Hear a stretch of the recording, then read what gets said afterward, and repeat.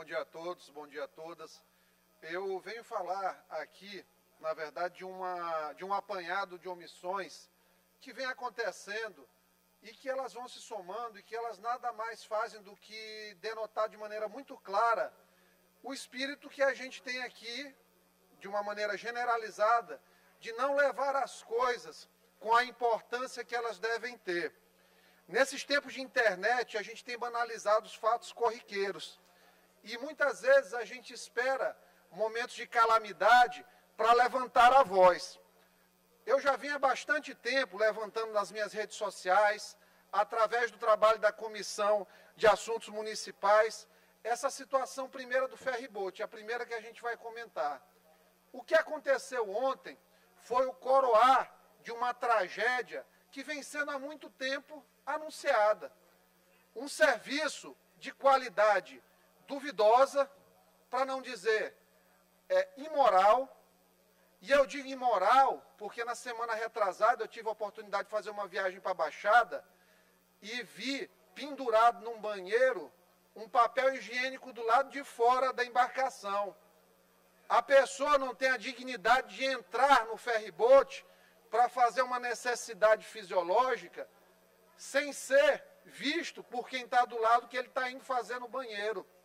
Some-se a isso, deputado César Pires, a imundície que aquelas embarcações têm, a proximidade que no desejo de lucrar cada vez mais, eles posicionam um carro, um do lado do outro. A dificuldade, deputada Helena, que a deputada Thaís infelizmente não se encontra aqui, que é uma pessoa que tem debatido extensivamente essa questão do ferry também, vê no dia a dia, eles colocam um carro do lado do outro, com alto risco de ter um acidente ali e sair quebrando o carro de dezenas de pessoas que, com muita garra, com muito trabalho, utilizam suas economias para ter um automóvel ali. Não satisfeitos, a tragédia humana aconteceu ontem. Num mar extenso que temos, numa navegação hoje que é moderna, é comparável ao sistema de aviação, do ponto de vista da geolocalização, da navegação por instrumentos, 2 ferry-boats colidiram em alto mar. Ou seja, além da falência da navegação por instrumentos, nem os comandantes conseguiram ver que estavam colidindo. Me trouxe à memória o Titanic colidindo com o iceberg na década de 30 do século passado, deputado Ciro. Imagina, nós estamos em 2020 e tem 2 ferry-boats colidindo em alto mar. E aí, a Agência Estadual de Mobilidade Urbana, presidente, me solta uma nota dizendo que não houve vítimas. Deputada Helena, a senhora é médica, a senhora sabe o poder que um trauma tem de ficar vivo na vida das pessoas. Houve terror em alto mar. Não é porque não houve uma pessoa que fraturou o braço, não é porque houve uma pessoa que bateu a cabeça, que não houve, que você vai dizer que não houve vítimas. Eu recebi dezenas de mensagens em direct, inclusive de pessoas que estavam na embarcação, transtornadas. O que a Serviporto e a Internacional Marítima têm feito aqui no estado do Maranhão é uma imoralidade. E nós não vamos nos calar. Assim como outros deputados, nós já solicitamos e enviamos requerimentos para todo tipo de autoridade possível, responsável, e a gente espera da MOB responsabilidade na fiscalização e que corra com esse processo licitatório, para dar um mínimo de qualidade a um serviço tão essencial. Eu faço aqui uma pausa para tratar do outro tema, um tema muito importante, e a gente se acostuma a naturalizar as tragédias do dia a dia. Eu vou falar um pouquinho, trazer à memória de vocês aqui, um fato que aconteceu ainda no período nosso de recesso. O deputado Leonardo Sá, com certeza, viu isso aqui, deputado. Policial militar mata esposa e suposto amante a tiros na Vicente Fialho, em São Luís. Um crime de natureza passional, mas que atingiu um agente público. Policial mata homem durante briga em bar em Sucupira do Riachão, no Maranhão. Policial civil confessa assassinato de homem na litorânea. Policial militar mata colega de farda dentro de carro da instituição durante ronda. Policial mata artista no Laborarte.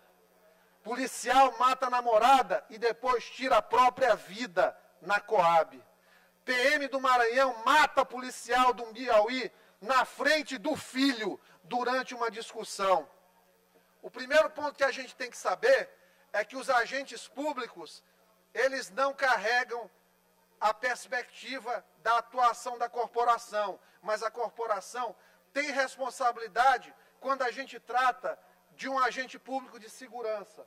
O servidor, ele não é sujeito ativo de crime por deliberação própria, mas, acima de tudo, ele é vítima de um sistema da negligência estatal.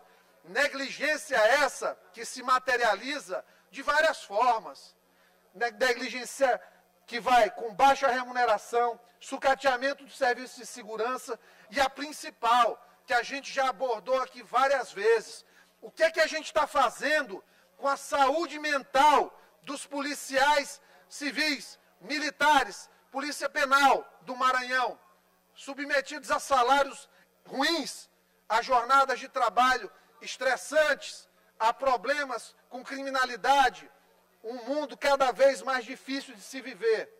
E esses profissionais não estão tendo, há muito tempo, assistência psicológica, são submetidos a estresse altíssimo.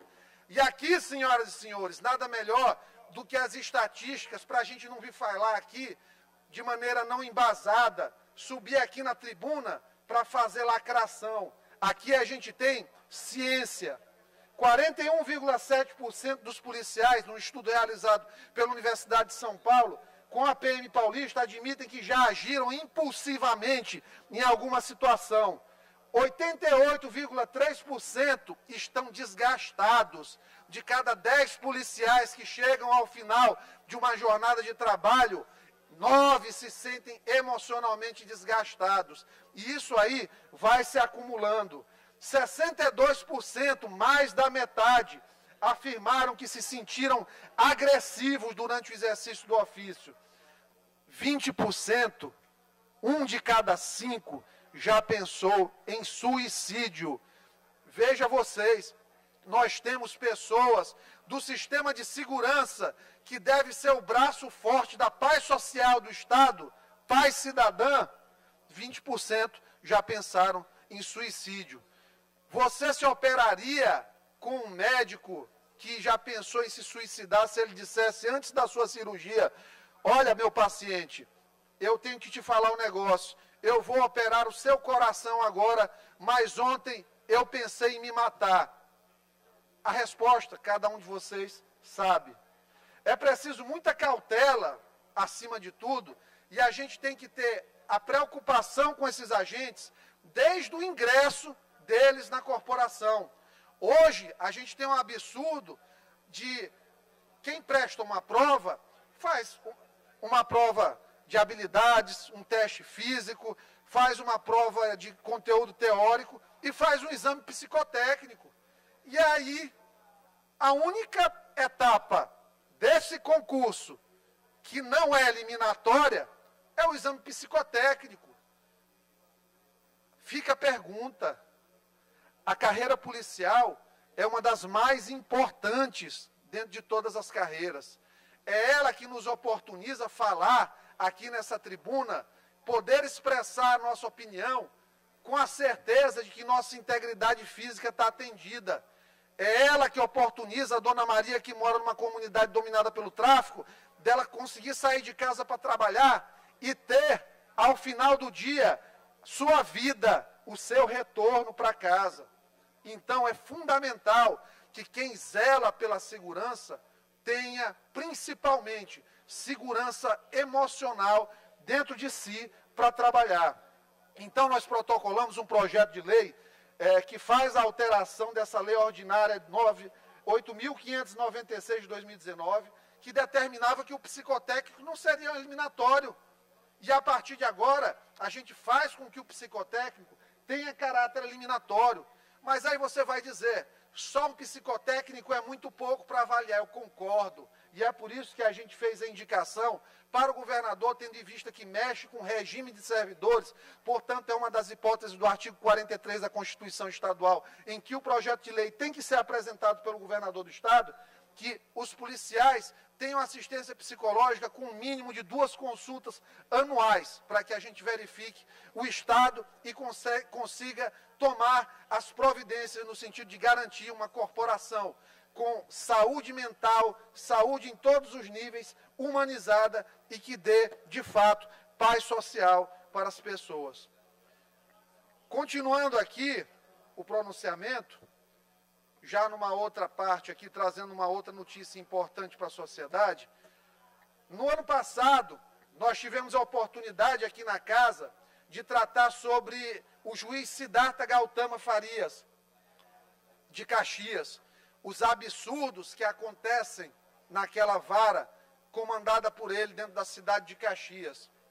E hoje, nós recebemos uma notícia através do blog do Herbert Saraiva, que a Justiça determinou a quebra do sigilo bancário do magistrado por 20 anos, nos 20 últimos anos, tendo em vista que o mesmo está sendo foi envolvido, denunciado por conta de suspeitas de crimes, principalmente relacionados à agiotagem no Estado. E por que isso aconteceu? Porque há mais de 20 anos o sistema de justiça do Maranhão tem deixado correr solto o que está acontecendo em Caxias. E existem denúncias de práticas semelhantes em outras varas. E isso não deve macular o Poder Judiciário, que é um poder importantíssimo aqui dentro do Estado e que tem acompanhado essas denúncias. Mas a gente precisa, cada vez mais, ir para cima, fazer com que essas denúncias, de fato, cheguem a uma conclusão. E não pode ser só aposentadoria compulsória. Um membro do judiciário que delinque, ele não pode ter como premiação uma aposentadoria compulsória, ficar dentro de casa, de bermuda, recebendo salário de 25, 30 mil reais todo mês. Tem que perder o cargo. Então, é uma importante resposta que a gente dá à sociedade. E aí, a gente entra no quarto e penúltimo ponto do pronunciamento. Falar um pouquinho sobre o que aconteceu com a educação do Estado. Eu tenho filho de 11 anos, eu tenho uma que vai fazer 5 agora, e tem uma que fez 2 anos agora, inclusive a aluna aqui da creche Sementinha, da Assembleia Legislativa.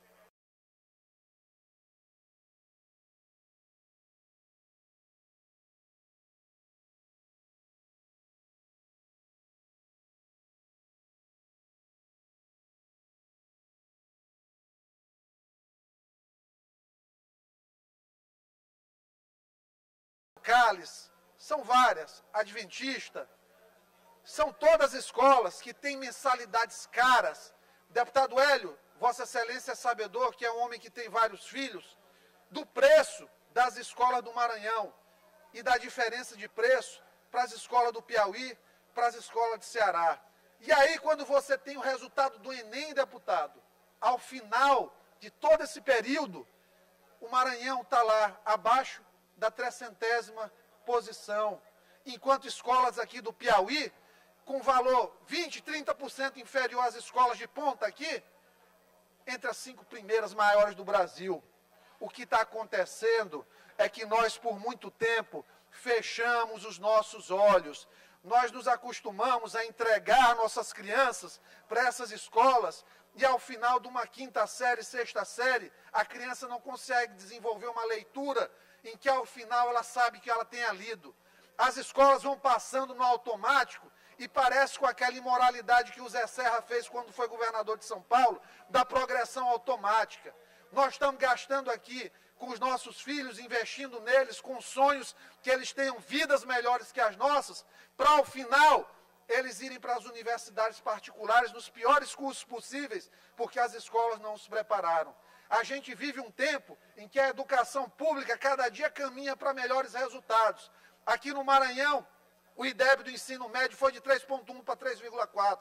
Aumentou quase 9% em 2 anos, com um pouco de atenção. E as escolas particulares, onde estão?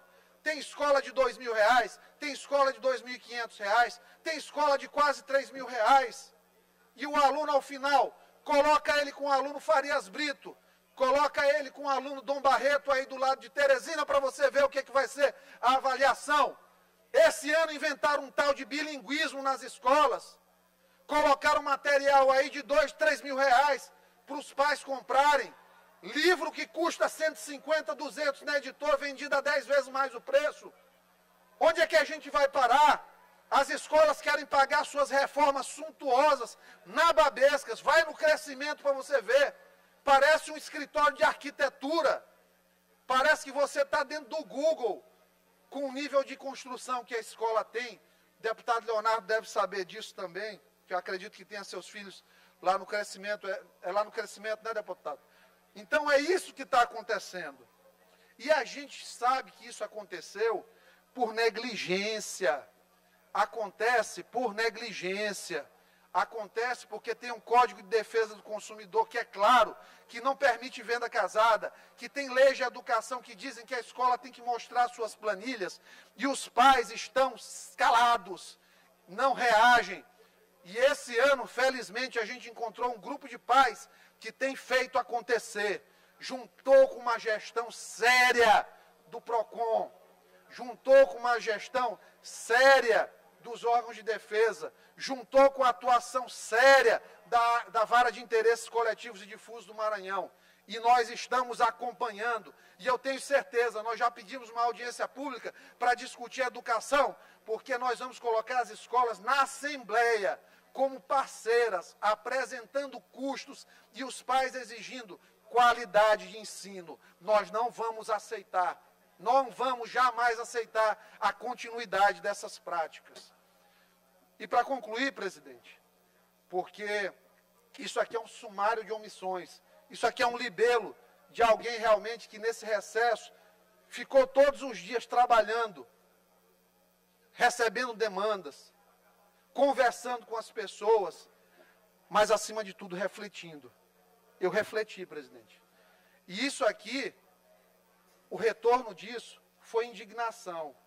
Indignação, deputado Zé Inácio, que Vossa Excelência compartilha comigo, de nós recebermos aí 10 horas da noite um vídeo da Equatorial, sobre a Equatorial, supostamente culpada pela morte de uma senhora de 92 anos.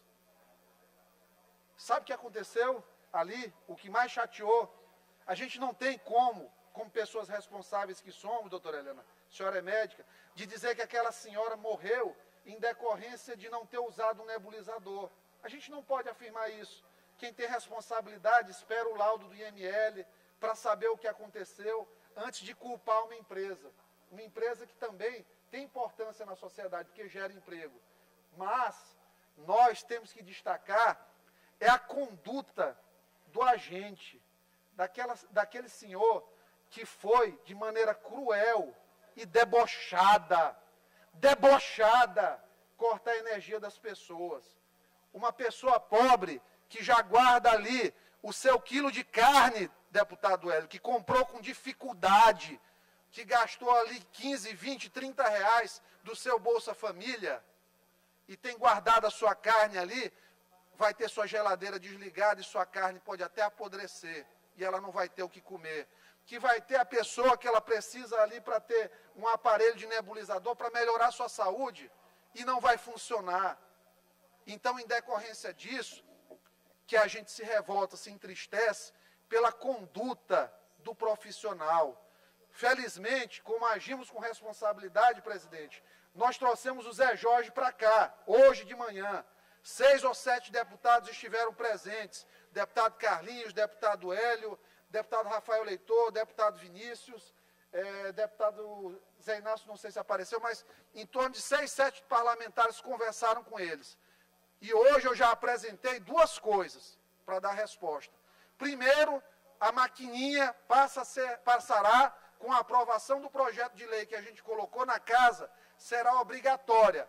não existirá equipe de corte de luz que não leve uma maquininha para que a pessoa pague sua conta e resolva a situação. É o fim do corte motivado por falta de pagamento, diante disso.